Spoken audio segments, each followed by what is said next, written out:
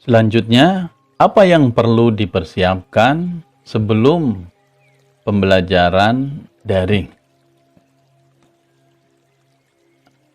Ini harus kita persiapkan dengan baik agar proses pembelajaran daring yang kita lakukan bisa berjalan dengan baik, dengan efektif, ya, dan tercapai tujuan atau sasaran yang kita tetapkan. Apa yang harus dipersiapkan? Pertama, merancang materi pembelajaran.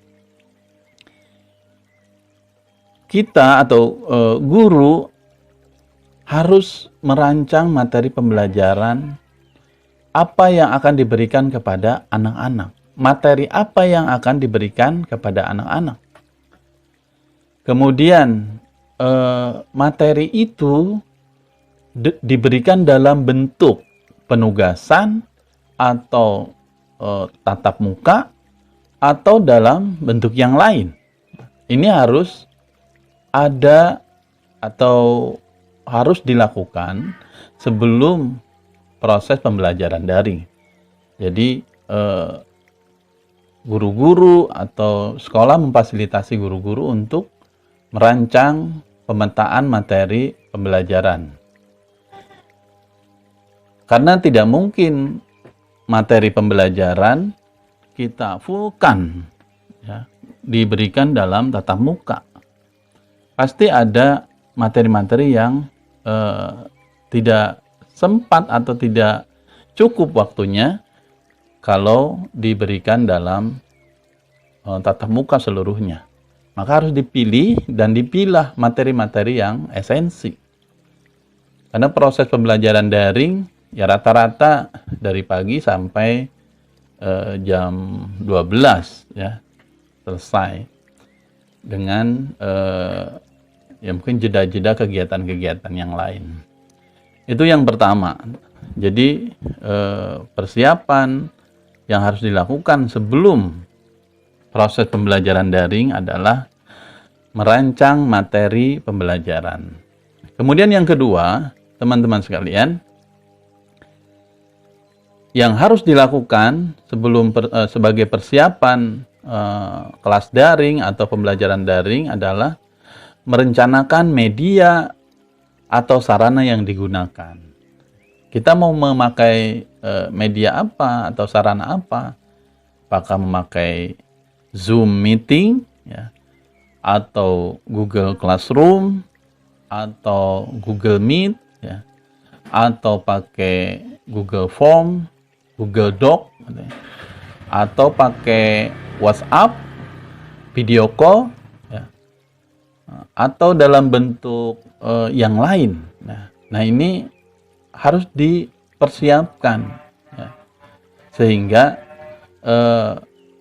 ketika kita merancang rencana pembelajaran, kita sudah ada gambaran materi A disampaikan memakai media apa, materi B disampaikan memakai materi apa, media apa gitu ya. Jadi semua sudah terencana, sehingga kemudian yang memang harus diadakan atau harus disiapkan ya kita segera adakan atau kita siapkan. Itu yang kedua, merencanakan media atau sarana yang akan digunakan dalam proses pembelajaran daring. Kemudian yang ketiga, merencanakan langkah-langkah pembelajaran. Ya tentu sebelum proses pembelajaran daring, ya, kita sebagai guru harus membuat perencanaan pembelajaran, ya, atau RPP, ya, atau lesson plan. Karena RPP itu bagian dari sebuah perencanaan, ya. Sukses atau tidak pembelajaran kita di kelas daring kita, ya, itu sangat tergantung dari RPP yang kita buat, ya. Kalau kita tidak membuat RPP ya, yang di dalamnya ada langkah-langkah pembelajaran, kemudian kita memulai kelas daring, maka boleh jadi kita akan kebingungan apa yang akan kita lakukan, apa yang akan kita berikan kepada anak-anak, strateginya seperti apa, sarananya bagaimana. Ya. Akhirnya kemudian karena kita tidak ada persiapan, maka jangan heran kalau proses pembelajaran yang berlangsung tidak menarik, ya, membosankan. Ya. Guru pun mungkin jadi kebingungan. Ya, alhasil proses pembelajaran hari itu ya tidak memberikan dampak apapun kepada anak-anak. Anak-anak tidak mendapatkan wawasan ataupun ilmu ataupun tambahan keterampilan. Ya.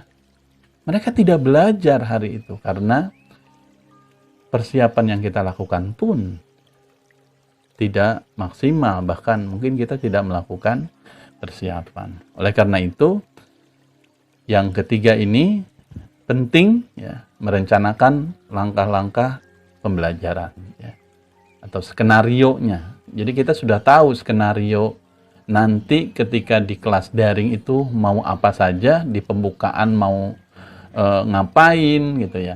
Kemudian di kegiatan inti kita mau melakukan apa saja, anak-anak mau melakukan apa saja. Di penutup juga demikian, apa aktivitasnya. Ya.